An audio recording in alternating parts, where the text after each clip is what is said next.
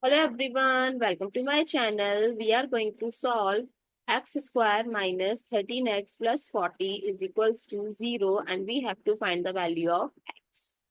So if you are new to my channel, please subscribe it. So let's start with today's video solution. So to solve this quadratic equation, there are multiple methods to solve. You can use quadratic formula, you can go with factorization, or you can go with square root method.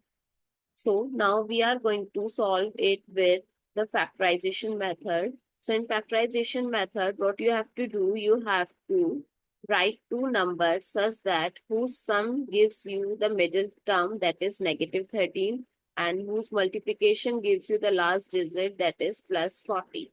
So what can be the number?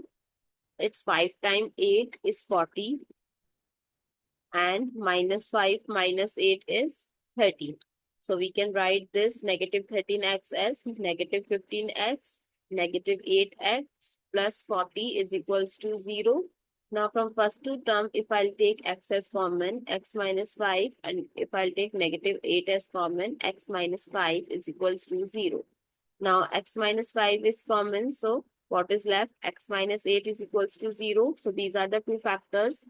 To find out the value of x, to put the factors is equals to 0. So if x minus 5 is equals to 0, x is equals to 5, and x minus 8 is equals to 0, x is equals to 8. So these are the two factors or two solution. I hope it's clear and you find it useful.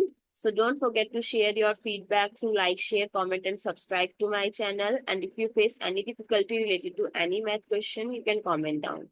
Thank you so much for watching this video.